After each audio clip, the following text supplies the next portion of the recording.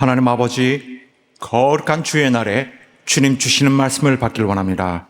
종의 입술에 기름 부으시사 말씀의 지혜와 지식과 능력 있게 하시되 우리 하나님 영원하신 말씀을 선포하는 데 부족함이 없게 하시고 우리 모두가 하나님 말씀을 받을 수 있도록 함께 역사해 주시옵소서.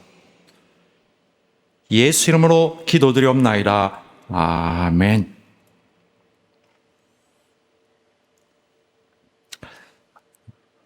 하나님은 성령 충만한 그리스도 교회의 성도들에게 가정에서 어떻게 행해야 할 것을 명하십니다. 하나님은 먼저 아내 된 자들에게 교회가 그리스도에게 하듯 남편에게 복종하라고 명하시면서 또 동시에 남편들에게는 그리스도께서 교회를 사랑하셨던 것처럼 아내를 사랑하라고 명하십니다. 이로써 이 명령이 주어지는데 이 명령을 순종하는 남편들과 아내들은 영원한 생명과 복이 있는 하나님의 인도받는 그 그늘 아래에, 그 영역 아래에 들어오게 됩니다.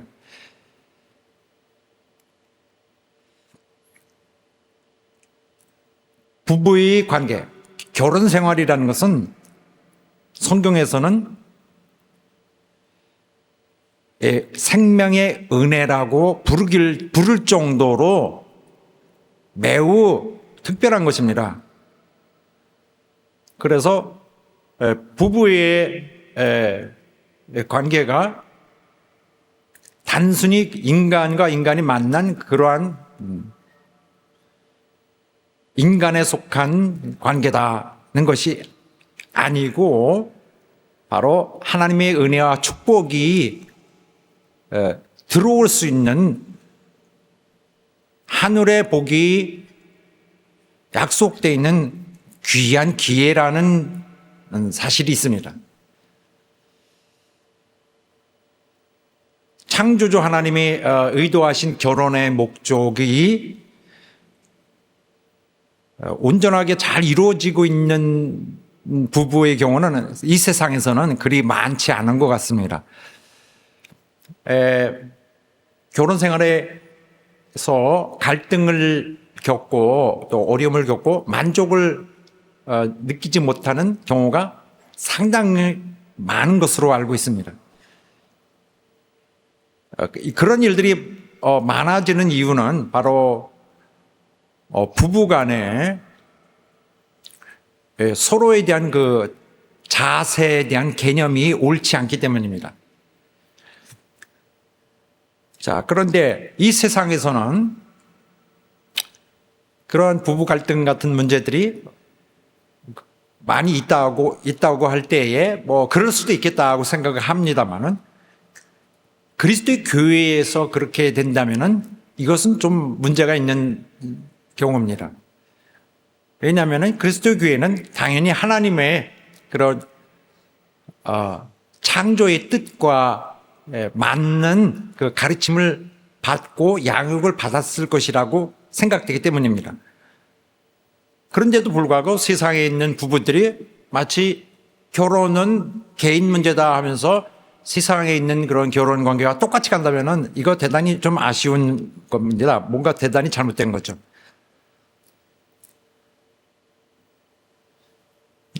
사람의 삶 속에서 결혼만큼 중요한 그 이벤트도 없습니다. 그런데도 이런 문제들이 갈등에 대한 문제들이 계속 존재하고 있는 이유는 사람들이 원래 결혼이 갖는 그 순수하고 명백한 그런 목적에 충실하기보다는 부부가 한쪽이 혹은 양쪽 다 그 부부 관계에 있어서 자기 중심으로 모든 것을 생각하려고 하기 때문입니다. 부부의 관계에 대해서 바로 이런 점, 자기 중심적인 이것은 바로 죄의 성질입니다. 한마디로 성경에서 그냥 죄라고 말하는 그것인데, 죄의 성질로 결혼에 임하면은 그 결혼이 온전케 잘 돼갈 리가 없겠죠. 사람에게는 죄의 성질이 있습니다. 이것은 인간의 이 성질은 억누르고 가야 될 것이지, 그것을 평소에 당연한 것으로 해서 양성화하고 도구로 삼으면 안 되는 것이죠. 바로 이 이기적인 이 죄성이 사랑이 부족한, 나에게서 사랑이 부족한 그 사랑을 다 빨아들이는 그런 요소이고, 바로 가정의 조화롭고 행복한 삶을 해치는 요소입니다. 남편과 아내 사이의 그런 어려움, 또 부모와 자녀 사이의 그 평화로운 관계, 또 형제와 자매 사이의 관계를 해치는 그런 요소입니다. 자, 그런데 이런 죄성은 어떻게 해서 이렇게 활개를 치게 되느냐? 당연히 이것은 조금 더 큰 그림에서 보면 사단의 소행입니다. 사단은 그런 거짓된 아이디어를 사람 속에 집어넣고 그것을 계속 사람을 조종하는 수단으로 삼습니다. 그리고는 가정의 평화를 컨트롤을 하죠. 평화를 깨므로써 결국 가장 기본적 사회인 가장 단순한 구조이면서도 바탕인 가족 관계를 해침으로써 인류 전체가 어떤 통일성을 갖지 못하게 하는 모든 것이 좀 망가진 상태에서 컨트롤할 수가 있게 되는 것입니다. 그래서 멸망의 길에 가도록 하는 방법입니다. 이렇게 된 것에는 근거 없이 그냥 우리가 이렇게 말하는 것이 아니라 애초에 사단으로 인해서 모든 것이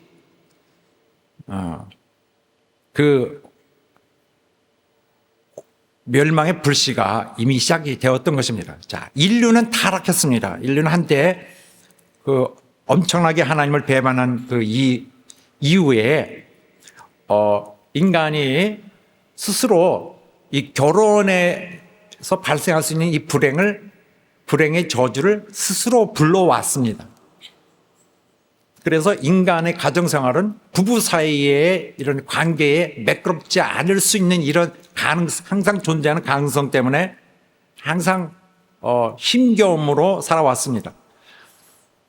그러나 결혼은 원래 그런 모습이 아니었죠. 결혼은 너무너무 아름답고 완벽하고 너무나 사랑스럽고 좋아 있고 이상적인 것이었습니다. 그래서 아담이 처음에 하와를 봤을 때 정말 그가 완전히 충격 속에서 내뱉은 이 한마디가 모든 것을 다 말아주고 있는데, 첫 눈에 이미 하와는 아담에게 너무나 완벽한 동반자였고, 바로 그는 그러한 아내에 대한 정말 진정한 자기 표현을, 또 자기 마음을 이렇게 내주었습니다. 그래서 이 부부의 사이에 이런 관계는 그 당시에는 완전히 최고로 정말 흠을 잡을 수 없이 완벽했습니다. 둘 다 순수했고 둘 다 진실하고 서로를 위한 삶, 이기심이 없는 삶을 살았죠. 물론 그때 남자는 여자의 머리대는 권세를 받았습니다.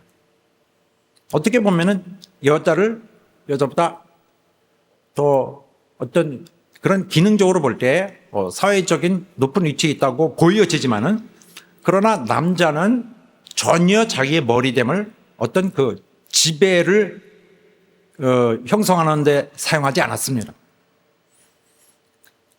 남자의 머리됨은 온전히 아내에 대한 그 사랑으로 나타났습니다. 그래서 남편의 머리됨은 사랑 그 자체나 마찬가지였다 라는 사실이 분명하게 성경에 증거되고 있습니다. 둘의 관계는 너무나 훌륭했기 때문에 그 둘이 조화로서 이루어가는 그 협력 또한 대단했죠. 그래서 하나님의 창조하신 뜻에 너무나 만족하게 그들이 역할을 해왔습니다. 그래서 하나님은 그들에게 복을, 정말 한없는 복을 약속하고 또 많은 것을 제공하면서 돌보시면서 그들을 격려하셨습니다. 그리고 그들을 이 세상의 지배자로 만들었죠. 이 세상을 관리하는 자로 임무를 맡기게 된 것입니다.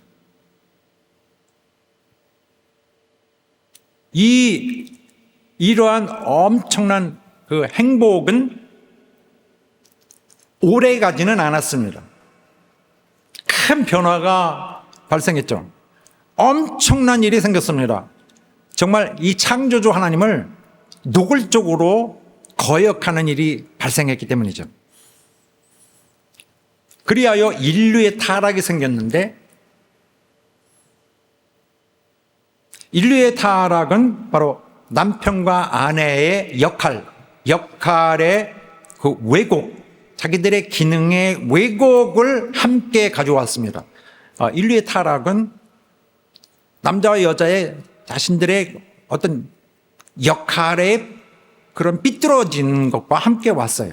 그래서 이것은 결과적으로 남자와 여자의 성의 역할의 혼란이라는 저주를 인류 사회에 불러 들어왔습니다. 마귀에게 속아서 했지만은 인류가 자초한 일이고 하나님의 저주에 의해서 인류 사회에 자기들이 선택한 이 삶이 인류의 삶 속에 아예 그것이 잠재에 들어와 있는 것입니다. 이 저주, 바로 이 역할의 혼란이라는, 또 혹은 성의 혼란이라는 이 사실은 물론 죄로 인한 형벌과 같이 온 거죠. 죄에 대한 죽음의 형벌, 사망의 심판에 추가로 온 것입니다. 그들은 이 일로 인해서 사망을 갖게 되었지만은 결국 이 사망의 사실에 대한 증거로서 삶 속에서는 바로 이 성의 이 역할의 혼란 자체가 저주로서 그들의 삶을 지배하게 된 것입니다. 물론 이 저주로 오게 된 그런 결과들은 상당히 좀 광범위합니다. 남자들은 이 세상에서 너무 고생을 당연히 해야 되고, 고생에 대한 대가는 많지 않은 매우 어려운 삶을 살게 되고, 여자들은 자녀를 기르고 그 겪는 그 대단한 고난을 함께 갖는다. 이런 내용들도 포함되어 있습니다. 자, 어쨌든 이러한 원래의 그런 자기 위치에서 벗어난 이러한 역할의 배반이 그 인류의 삶의 방향을 완전히 바꿨어요. 그래서 남자와 여자 사이는 항상 본의 아니게 그러한 갈등의 여지를 항상 갖고 살게 되는 것입니다. 자, 다시 한번 말씀드리면 이 자기중심적인 그 사고, 이기적인 사고는 가정의 행복을 위협합니다. 인간은 누구든지 이런 자기중심적인 생각이 있어요. 그런 자기도 모르게 끌리는, 자기 스스로를 섬기는 그런 성질이 있습니다. 이 성질은 모든 조화가 필요한 사람과 사람의 관계에서는 항상 이거 거쳐야 돼요. 내 자기의 허락을 받아야 돼요. 자기 마음에. 그리고 많은 관계가 뭐든지 오케이가 되진 않겠죠. 모든 관계에 있어서 이 이기심이 문제거리가 됩니다. 그러나 결혼에 있어서 이것이 문제거리가 되면 안 될 것입니다. 왜냐하면 결혼은 내가 무엇을 결혼에 기여할 것인가, 내 결혼 생활, 내 부부의 관계에서 뭘 기여할 것인가를 고민해야 될 문제인데, 여기서 내가 얻어야 될 게 있는데라고 얻어낼 것을 생각한다면 결혼의 길은 그렇게 순탄히 가지 않을 것입니다. 그래서 인간이 사실은 불필요한 이 고난 속에 계속 이 수레바퀴 안에 갇혀 있게 되는 것인데, 이것은 큰 그림에서 하나님의 그러한 그 창조 원리에서 많이 벗어난 것입니다. 인간의 그 멸망을 부분적으로 반영하고 있는 것이죠. 인간의 저주받은 그 신세, 사망의 심판받은 자의 표적으로 자기 성질로 갖고 있는 것입니다. 그래서 그리스도 교회는 당연히 이걸 바꾸라고 주께서 역사하셔서 비록 많은 인류가 하나님 없이 죽어가고 멸망하겠지만은 그래도 교회라는 그 보금자리 안에서 그 생명 있는 세대들이 살아남아서 이 세대에 복음을 계속 전하고 이 교회를 통하여 하늘나라의 백성들을 다 구원하고자 하는 하나님 생각과 또 그들 통해서 그들 안에서 근본으로 돌아가 회복, 창조의 원리를 회복하려는 하나님의 뜻을 갖고 계신 것입니다. 여기서 사단이 가만히 있을 리가 없죠. 사람들은 내가 알아서 다 합니다 하지만 알아서 할 수 없습니다. 사람은 인간을 자기 손 안에 넣고 잘 조종하며 주무를 수 있는 그 아주 교묘한 그 능력이 있습니다. 꾀가 있습니다. 사단은 인간의 가정이 깨지면은, 가정이 약해지면은 사회 전체도 약해진다는 사실을 잘 알고 있습니다. 모든 국민이 가정에서 너무 행복하면은 사회가 엄청 승리하고 엄청 행복해질 것입니다. 그러나 그렇게 두지 않을 것입니다. 가정이 약하도록 역사하려고 하는 것이 사단의 하는 일입니다. 그리고 사단은 세상 사람들이 현실에 깨지 않도록 자꾸 속입니다. 그래서 뭐라고 하냐면 가치는 여기 있는 거야. 행복이란 여기 있어. 바로 내 자신을 위하는 것. 너도 내 자신의 행복을 꾀해야 돼 라고 말하고 있죠.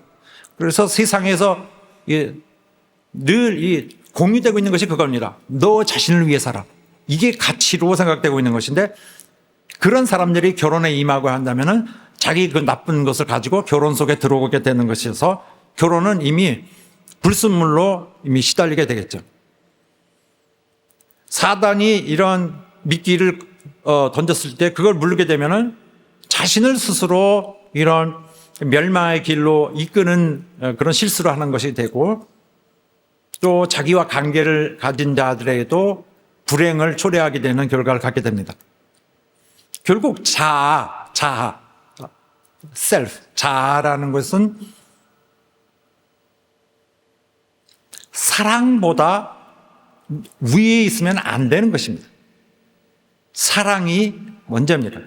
그러나 사람들이 자기 자아를 뭐 사랑이니 뭐니보다 더 위에 놓으니까 그러니까 이 현실은 자기는 이미 이 마음과 욕심이 현실을 떠나 있는 것입니다. 그래서 자기 환상이 자기는 항상 환상 속에서 나 이렇게 하고 싶은데 이렇게 되는 것이 이상적인데 이렇게 해야 정상인데 하는 생각이 자기를 계속 불만 속에서 그거 끌고 갑니다.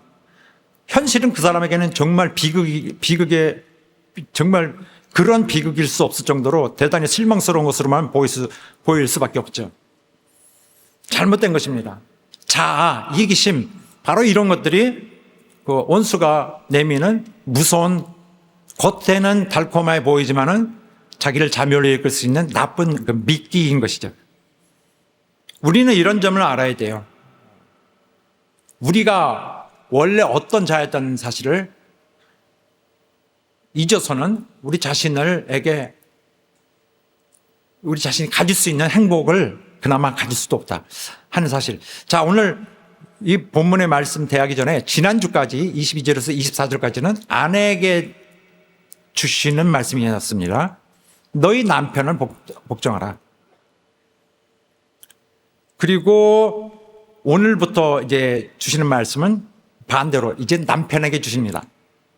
그래서 굵게는 이런 윤곽으로 말씀 주십니다. 남편들아, 우리 다 같이 읽겠습니다. 시작. 남편들아, 아내 사랑하기를 그리스도께서 교회를 사랑하시고 위하여 자신을 주심같이 하라. 이 말씀인데 사실은 이 말씀이 나오기 전에 아내여 남편에게 복종하라 그러니까 그 에베소에 있는 성도들은 이 서신을 받을 때 봐라. 이 다음 절이 어떻게 나오나 봐야. 아내들을 어떻게 다스려야 되는지 나오겠죠. 그래서 뭐 기분 좋게 뭘 기대했는지 모르겠습니다만은 막상 그 다음 절로 넘어가니 내용은 그들이 상상한 것과 완전히 다른 내용이었죠. 이거죠. 남편들아 아내를 사랑하라. 게다가 그뿐만 아니라 그리스도께서 교회를 사랑하신 것 같이 사랑하라. 이들 당시에 그 1세기 바로 주님 십자가에 돌아가실 때에 그때가 그리 많이 몇십 년 지난 것이 아닌 그 당시에는 이 말이 너무나 충격적이었던 것입니다. 의외의 말씀이 여기에 나옵니다. 남편들아 아내를 사랑하라. 이거는 사회의 전통과 굉장히 어긋나는 문제입니다. 그동안 사회에서 이미 정착되어 있고 당연스럽게 여겨지고 있는 그 여자에 대한 엄청난 그 성차별, 이런 그런 관습들, 여기에 다 딸려있는 관습들을 볼 때 정말 너무나 완전히 의외의 것이었죠. 그래서 남편들은 그 남자의 권세라는 것이 좀 뼈에 박혀 있어서 항상 인식이 되고 있는데 여기서 이 머리됨에 대한 새로운 해석이, 새로운 명령이 주어진 것입니다. 옛날 것 지금까지 수만 년 되는 걸 버려라. 남편의 머리됨이란 아내를 사랑하는 것이다. 이렇게 성경은 말하고 주님은 이렇게 명하고 있습니다.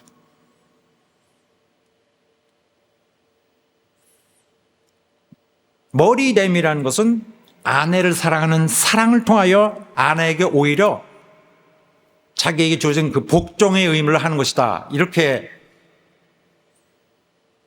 해석되는 명령입니다. 그래서 이 말씀에도 위하여 자신을 주신 같이 이 부분입니다. 고민하게 되죠. 그리스도가 교회를 위해서 사랑하시고 자신을 주신 같이 그가 교회에게 주셨던 그 사실에 대해서 갑자기 현실된 체감이 나오면서 대단히 충격을 받게 되는 내용입니다.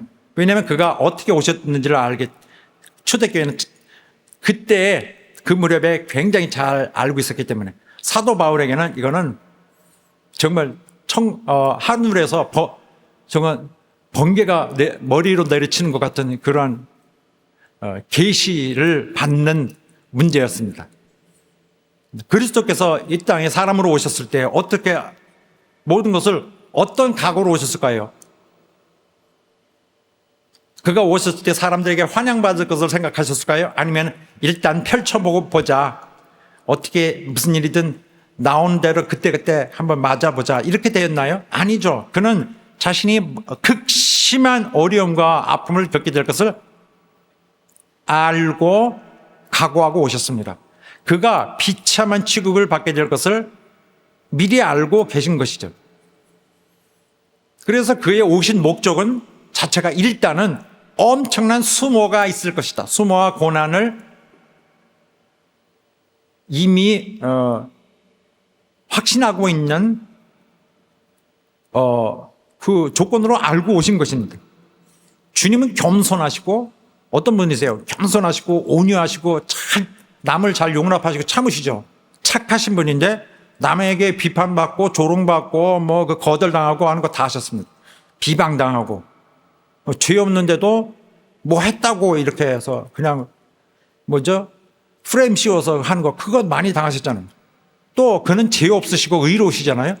그런데도 그를 어떻게 죄를 집어 씌워가지고 억울하게 그가 정죄받고 탄핵받고 그리고 십자가 처형을 당하셔서 죽으셨습니다. 실제로. 그러나 그가 그게 모르셨나요? 일이 이렇게 돼가면 안 된대라고 하셨나요? 아니죠. 다 알고 계셨죠. 그것은 그가 자기가 사랑으로 오셔서 정말 하나님의 마음으로 오셔서 하나님의 생각으로 하나님의 진심으로 하나님의 정성으로 하나님의 그 마음의 참 성분 사랑. 자기는 사랑으로 오셨거든요. 근데 이 사랑을 자기가 책임져야 돼요. 주님은 사랑의 책임을 지실 분으로 오셨습니다. 사랑이 치러야 될 요구값, 사랑이 내놔라고 하는 그 요구값을 치를 것을 각오하고 오신 거예요. 그는 사랑으로 왔으니 사랑한다면 해봐! 라는 때 그것을 내줘야 돼요. 이 세상에는 없는, 이 세상에는 전혀 없었던 그 사랑. 인류를 향한 사랑. 인류를 향한 사랑한다 하면은 그 사랑이 요구하는 값을 내야 돼요. 그 값을 치르기 위해서 오셨습니다. 그러기 위해서는 이 특권들을 다 버리셔야 됐어요. 그런데 여기서 또 하나의 대단한 그 변수가 있습니다. 그가 사랑을 하러 오셨는데 사랑을 받는 그 대상이 누구냐 하는 문제가 있습니다. 그가 사랑의 책임을 다하여 자기의 모든 자아를 버리고 특권을 포기하고 영원한 육신을 입고 오셨는데 그 대상은 다름 아닌 악인들이었습니다. 죄인들. 그가 사랑하기로 한 사랑의 대상은 악인들이었어요. 이 땅의 사람들이 다 아담 안에서 죄를 물들었는데 이건 무슨 뜻이냐? 신분만 여기 신분만 뭐 어디 자기 이력에 빨간 줄 거져 있는 그게 아닌 것이죠. 이 사람들은 이 존재들은 진짜 가까이 하지도 말아야 될 존재들인 것이죠. 내용이 실질적으로 진짜 죄인 그 자체였던 거죠. 인간들. 사단에게 물들었지만은 정말 작은 사단이라고 하기에도 부끄럽지 않는 죽음으로만 받아야 합당한 존재였죠. 이 점을 어떤 교회도 성도들을 혼란하게 만들면 안 돼요. 무슨 법적으로만 죄인이 아니라 성질이 죄인입니다. 그러나 그리스도는 그런 자라 할지라도 구하기 위해 오셨습니다. 결국 그는 인류 전체를 위해서 오신 거거든요. 인류 전체를 위해 죽으시러 오셨습니다. 고난받으시러 오셨습니다. 결국 결과론적으로서는 모두가 회개하고 나온 것은 아니라 결국 교회된 자들만 회개하고 나왔죠. 그래서 교회가 생긴 것입니다. 그래서 효력은 진짜로 이 자들이 받았습니다. 교회에 있는 자들. 교회를 이루게 될 이 자들에게는 하나님의 사랑이 전달됐습니다. 어떤 사랑이요? 완전 희생이죠. 하나님의 사랑이 그리스도를 말미암아 완전히 다 그 책임을 다 했습니다. 하나님의 사랑은 확증되었습니다. 그런데 이것은 너무너무나 큰 은혜의 희생이었죠. 너무나 이것은 은혜를 받을 수 없는 자들이 받았어요. 구원을 받아서는 안 되는 자들이. 그렇지만은 정말 여기에 대해서 할 말이 있다면은 단지 하나. 그들 살리는 방법은 바로 이것뿐이었다는 사실. 그들은 죽기에 합당하다. 하지만은 은혜로운 그의 희생만이 살릴 수 있다. 모든 인간이 죽음의 형벌의 심판 아래에 있습니다. 원래 우리도 엊그저께 그랬어요. 죽음의 심판 아래에 있습니다. 영원한 죽음. 우린 피할 수 없는 자들이에요. 형벌을 받을 만큼 합당한 자들입니다. 부당하게 나는 아무 짓도 안 했는데 당신 속을 보시오. 지옥에 딱 맞습니다.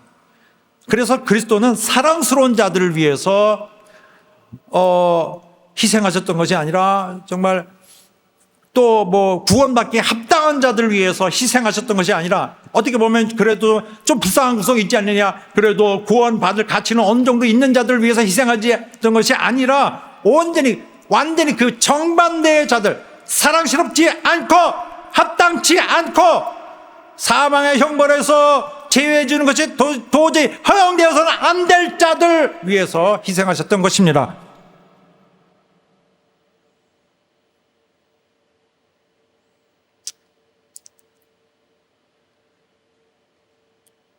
이 세상은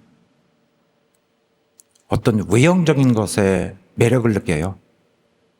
물론 정신적인 것도 포함하지만은 자기가 좋아하는 대상을 사랑해. 그래서 어떤 사람이 뭐 외적으로 뭐 매력적이다, 뭐 어떤 육신적인 매력이 있다, 혹은 그가 가진 어떤 이런 성품이, 이런 어떤 지혜로움이, 어떤 이런 사회적 뭐 위치가, 뭐 또 재정적 능력이 뭐 이런 것 때문에 사랑하는 거 합니다. 세상은 있어요. 세상이 가치를 두는 것들이 있어요. 세상은 세상의 가치가 있습니다. 세상은 그 가치에 이렇게 주위에서 움직이죠. 그러나 그런 가치는 변하는 가치입니다. 변덕이 심해요.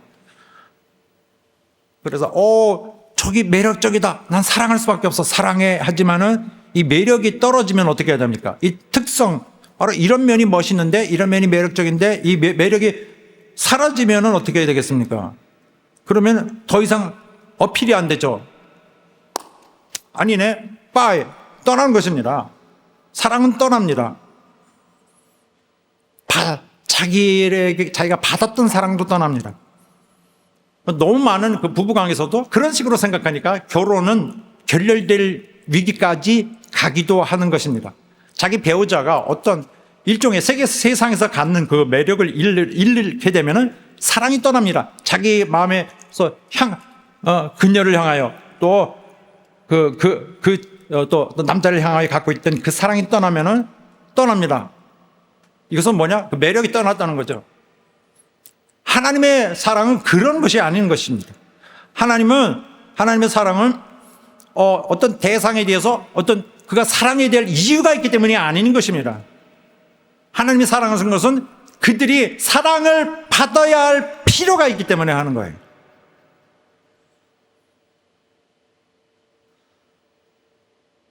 합당하기 때문에 사랑한 게 아닙니다. 합당하지 않더라도 사랑 없으면 안 되니까, 사랑이 필요하니까 하는 거예요. 그것은 선택한 것입니다. 사랑하기를 하나님이 선택하셨어요. 당연히 그가 선택 안 하셔도 되죠. 이것은 사실 무시하고 그냥 가셔도 됩니다. 선택 안 하실 수 있는 문제를 선택하셨어요. 물론 그가 사랑하시는 것은 그의 성품이기도 합니다. 그러나 나 성품이 여기 있어서 이게 내 성품이기 때문에 사랑할 수밖에 없어. 나 사랑하기 싫은데 나도 모르게 사랑하게 되네. 할 수 없다. 그러면 사랑해. 이렇게 되는 것이 아닙니다. 마치 주님이 이 죄인들, 악인들을 사랑할 이런 정말 말할 수 없는 죄인들을 심판하지 못하도록, 미워하지 못하도록 이 성품에 갇혀 있어서 자기 견디지 못하고 할 수 없이 성품대로 그냥 사랑하게 된 게 아니죠. 그렇게 되면 어떻게 그분에게 이 우주의 모든 운명을 맡깁니까? 그는 심판의 주님이십니다. 그는 어떤 악인에 대해서도, 죄인에 대해서도 강력한 처벌을 하셔야 되고, 이 처벌하시기에 가장 적합하신 분입니다. 그는 우주의 누구보다도 가장 강한 정의의 심장을 갖고 있고, 또 가장 정직하고 정확하고 의로운 심판을 하실 적임자이신 단 한 분이신 분입니다. 온 우주의 마지막 심판자. 그는 자기의 어떤 뭐의 구속을 받아서 자기 심판력을 다른 데 의지하고 끌려다니질 않아요. 자기가 선택해서 그는 사랑하셨던 것입니다. 모든 통상적인 그런 생각들을, 전통을 다 깨고, 모든 일반적인 논리를 완전히 다 깨고 그는 사랑을 하기를 택하셨습니다. 우리에게도 사랑하라고 명하십니다. 그래서 이 사랑은 웬만하면 덕을 베풀어, 이거와는 차원이 다른 거죠. 그는 우리에게 이미 사랑하도록 심어 주셨어요. 우리가 예수 믿을 때, 처음 믿을 때. 그래서 이제 사랑해 할 때, 예, 제가 할 수 있을까요? 그가 능력을 주셨습니다. 이거는 부어줘야 하기 때문에. 이 회개하고 죄의 몸된 교회를 이루는 자들, 이 자들은 사랑을 해야 하기 때문에, 하나님이 자신의 성품이 있어야 하기 때문에 다 심어주셨어요. 그래서 그들에게 명령하십니다. 그러면 명령받으면 어떻게 할까요? 명령받았으니 나 싫어, 사랑하기 싫은데 마음이 움직이네 하고서 할 수 없이 사랑하는 것일까요? 아닙니다. 내가 선택하는 거예요.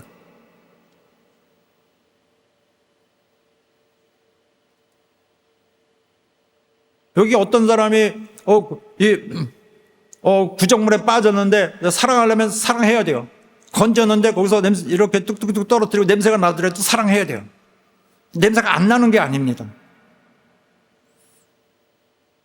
자, 여기 있는 말씀들에 보면은 먼저 야고보서 말씀부터 해서 이 두 가지 말씀 보면은 뭐 성경에 수없이 이런 말씀이 많지만은 강제가 아닙니다. 명령이라고 해서 강제인 것이 있고 아닌 것이 있죠. 이거 하지 않으면 너는 죽으리라. 이거는 무조건 해야 되고, 그러나 계명, 명령이지만은 너희가 할래, 그러니까 will you, 너희가 할래, 선택이 주는 거예요.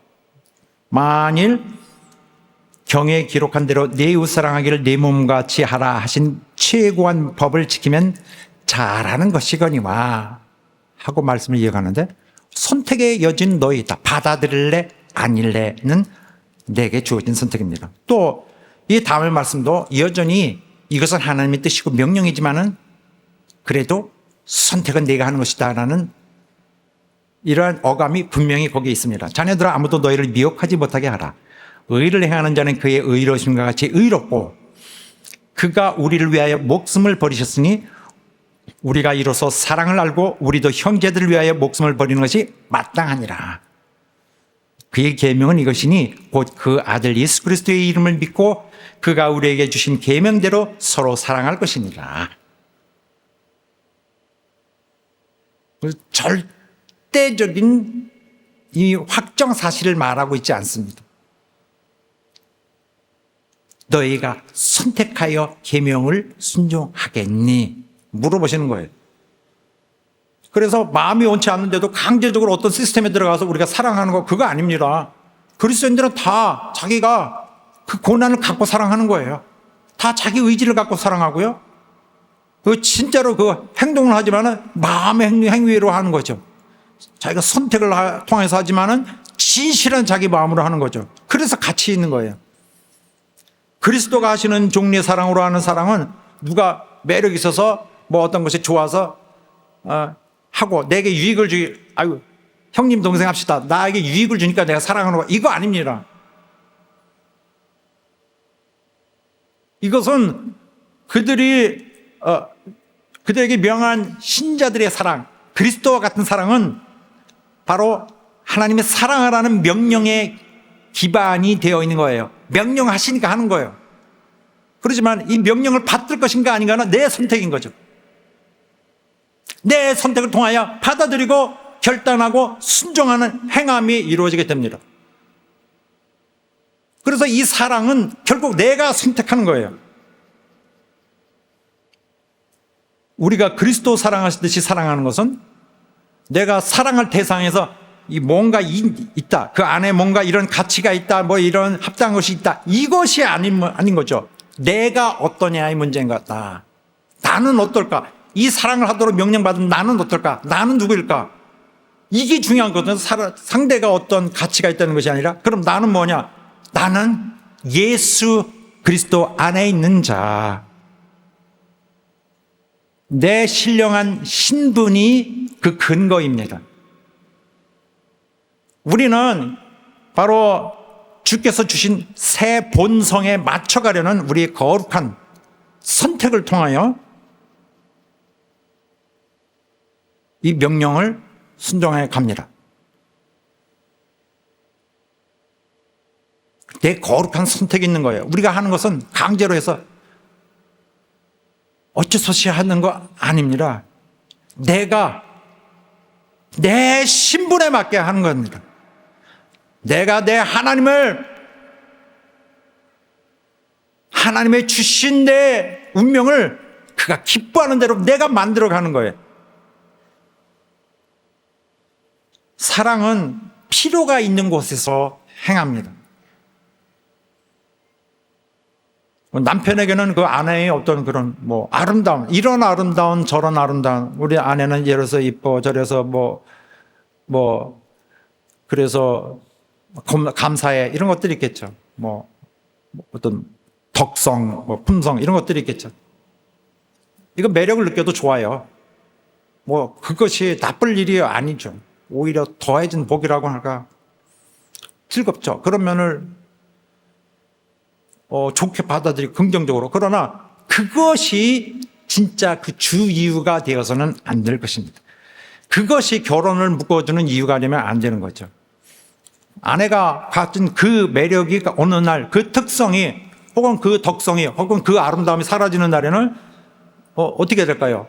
그러나 그런 일이 있더라도 여전히 남자는 아내를 사랑해야 될 그 의무 아래에 놓여집니다.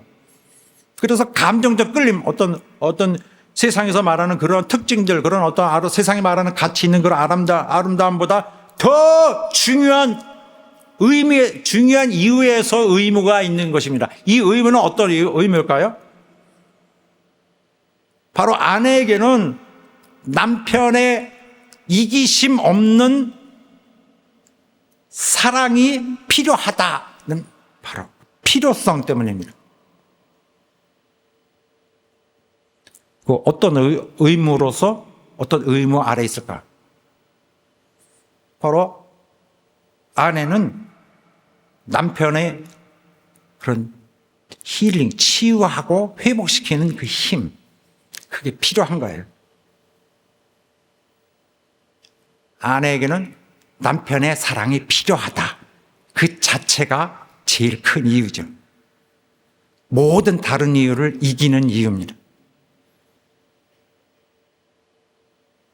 그래서 남편의 사랑이 필요하다는 것은 모든 어떤 제한할 수 있는 다른 모든 이유보다 더 큰 진짜 이유인 것이죠. 이것이 바로 그리스도가 그의 교회를 향해 갖는 사랑입니다. 또 오늘 모든 그리스도인 남편들이 그들의 아내를 향하여 가져야 될 그런 사랑의 태도인 거죠. 자, 그래서 착한 사마리아 사람의 비유를 아시죠? 어떤 유대인이 예루살렘에 가다가 길에서 도둑을 만나서 강도를 만나서 완전히 매를 맞고 죽게 되었습니다. 그런데 당시 그 정치적이나 종교적으로 원수인 사마리아 사람이 많이 그를 구해주었습니다. 사랑이죠. 사랑으로 하지 않으면 구해줬을 리가 없습니다. 그런데 이 사랑의 표현은 뭔가요? 이 사마리아 사람이 국률하고 착한 그런 심성을 갖고 있기 때문이기도 하지만은 진짜 이유는 뭔가요? 그 강도사랑 당한 사람의 이 절대적으로 필요 안에 있다는 사실 때문입니다. 누가 살려줘야 되는 필요가 있기 때문에. 그래서 여기 이 비유에도 보면은 이 사마리아 사람의 돌봄을 이 유대인이 받을 수 있는 그런 자격이 있는지 아닌지 이런 건 전혀 고려되고 있지도 않아요. 단지 이 비유에서 나타나고 있는 것은 강도를 맞아 엄청 지금 절대적으로 누군가의 도움이 필요한 상태에 있다. 이것뿐이죠. 이와 비슷하게 예수께서 제자들의 발을 씻긴 것은 정말 말이 되는 얘기 됩니까? 정말 높으신 분이 그들의 발을 씻기고 이것은 자기가 진짜 그들에게 행하실 모든 것에 대한 그런 어떤 비유로서 말씀하시는 것인데 진짜 너희도 이렇게 하라.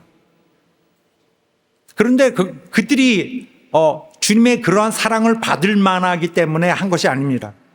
정말 그들은 마지막 정말 주께서 돌아가시는 그날까지도 진짜 치사하고 교만하고 정말 야심에만 가득하고 방종하고 질투가 많고 변덕이 심하고, 그래도 주님이 그를 사랑하셨어요.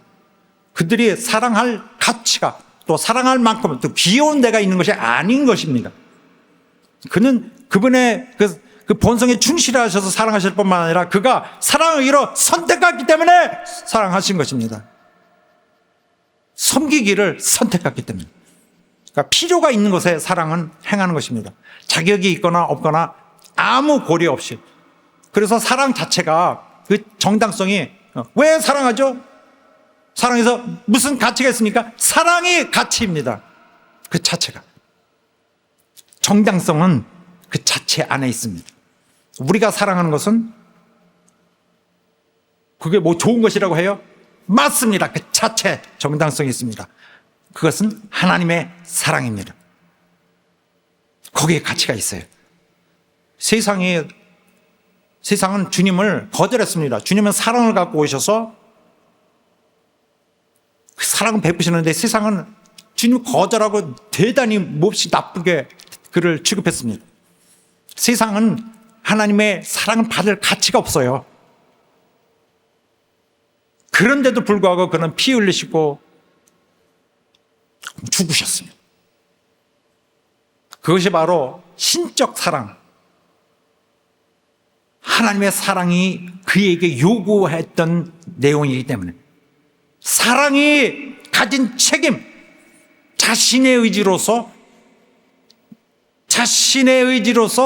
이 책임을 질 것을 그가 선택하셨기 때문에 하신 것입니다. 할렐루야. 사랑은 필요 있는 것에 행해진다. 사랑할 때는 이렇게 해서 어떤 값이 치러지는데 어떡하지? 이런 걸 희생해야 될 텐데 그런 거 따지지 않습니다. 또 사랑을 행하면은 이런 또 내가 어떤 이런 훌륭한 일이 알려지는가 뭐 이런 거 관계하지 않습니다. 사랑은 필요가 있는 곳에서 줍니다. 자기가 환영받는 곳에서도 하지만은 환영받지 않고 무시당하더라도 거기에 필요가 있다면은 사랑은 진행되는 것입니다. 누구든지 받는 것이 있기 때문에 사랑하는 것은 그리스도께서 사랑하셨던 그런 사랑을 하는 것이 아니죠. 아내가 어떤 이런 육체적 매력 때문에 어떤 이런 품성적 매력 때문에 사랑하는 것은 그리스도가 사랑하셨지 하는 건 아니죠. 아내가 나에게 뭔가를 해줬기 때문에 아이고 고마워서 자꾸 사랑하는 마음이 생기다 하는 것은 그리스도가 하는 사랑을 하는 것이 아니죠.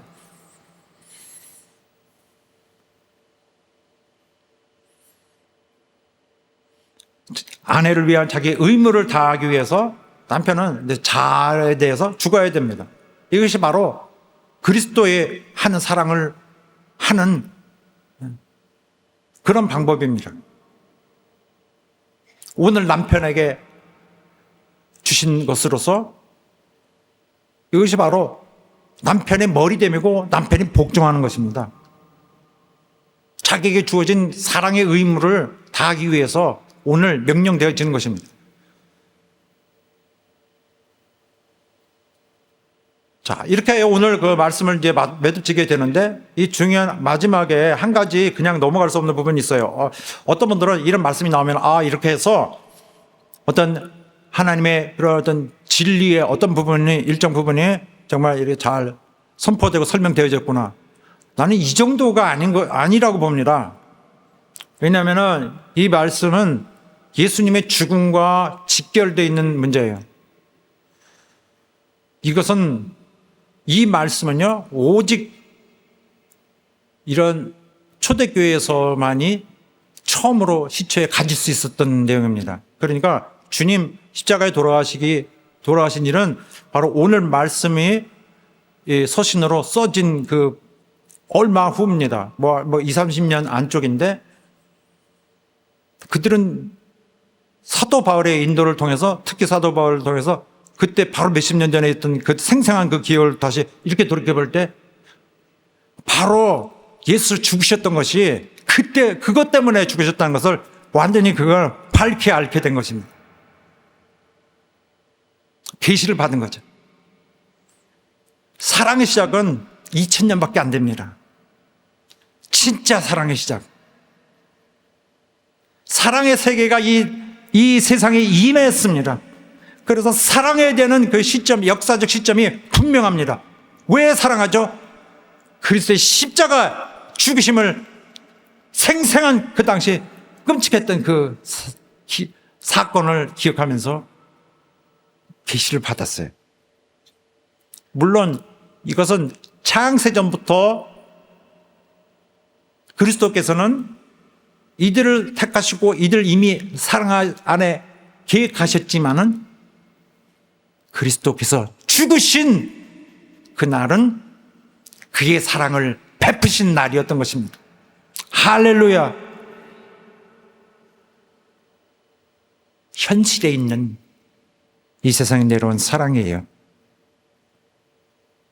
오직 그리스도께서 죽으심으로 책임을 다하시는 그 모습, 그는 진짜 사랑을 행하셨고 사도 바울과 초대교인들에게는 대단한 충격, 사랑의 진실이 명백히 드러난 바로 현실 속에, 역사 속에 있었던, 증거로 있었던 놀라운 바로 그 자체였던 것이죠.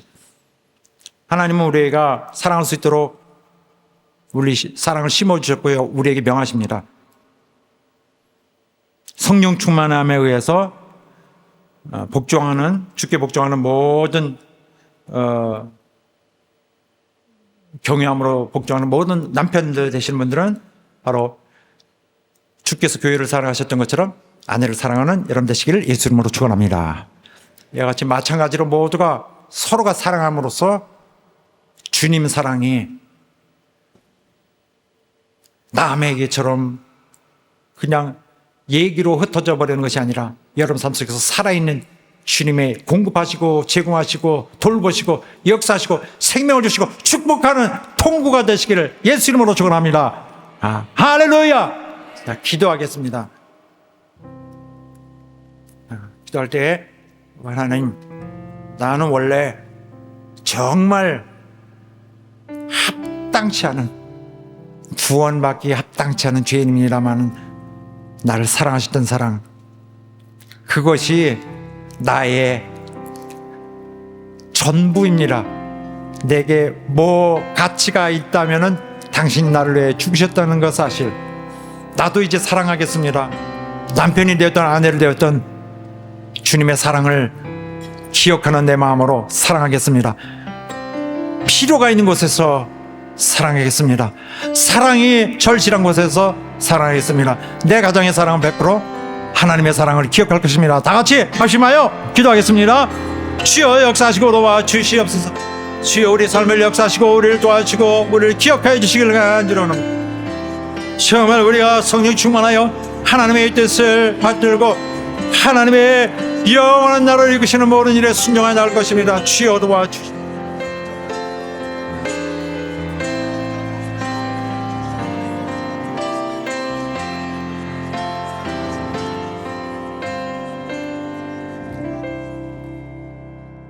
하나님 아버지, 오늘 말씀드린 우리 교회 모두를 도와주시기를 간절히 원합니다. 주께서 도저히 구원받지 못할 우리들을 향해 마음으로 택하시고 사랑하시기를 택하셨으니 우리가 여기에 있습니다.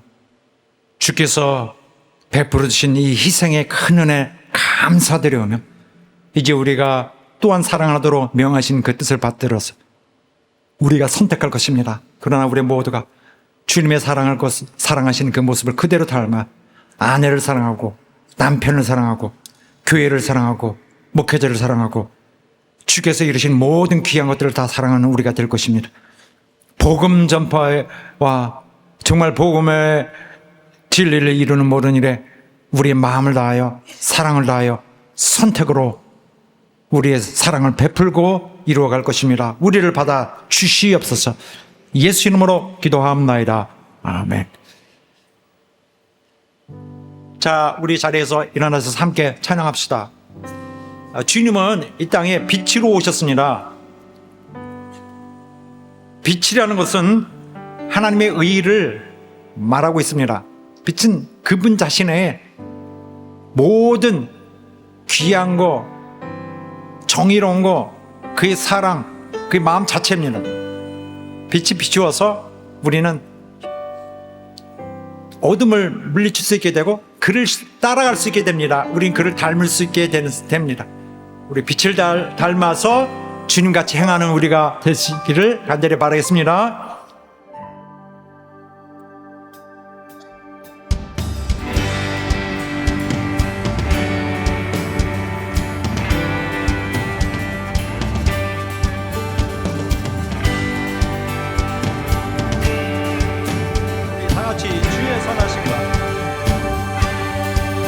주의 선하심과 진실함을 담기 원해.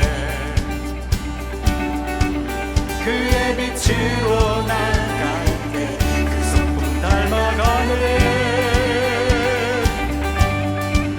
빛을 닮아갈 때 주가 주신 자유함으로 옳은 대로 돌아와서 늘같이 비추네. 빛으로 비추시네. 어둠이 드러나고 나를 숨은 허물에서 벗어나게 하시네. 빛으로 일어서네.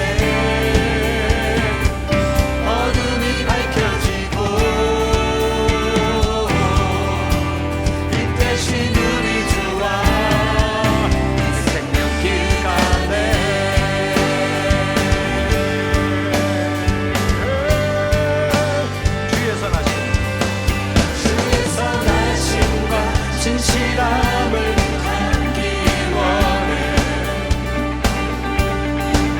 그의 빛으로 나갈 때 그 성품 닮아가네. 빛을 닮아갈 때 주가 주신 자유함으로 옳은 대로 돌아와서 늘같이 비추네.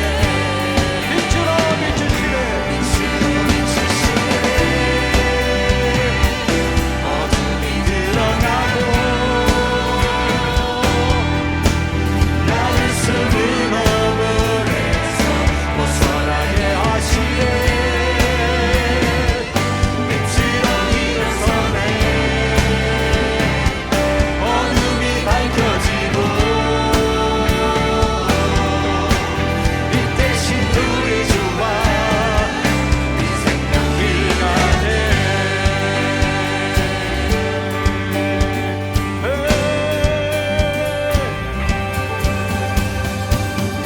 내 영혼아 일어나 주의 빛 따라. 주의 영광이 우리 위에 임하였네. 내 영혼아 일어나 주의 빛 따라라.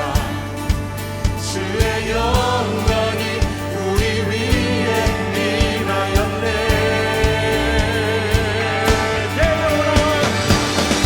내 영혼아 일어나 주의 빛 따라라. 주의 영광이 우리 위에 임하였네.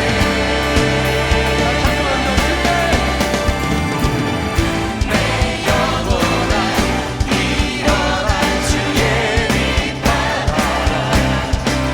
주의 영광이 우리 위에 임하였네. 빛으로 비추시네.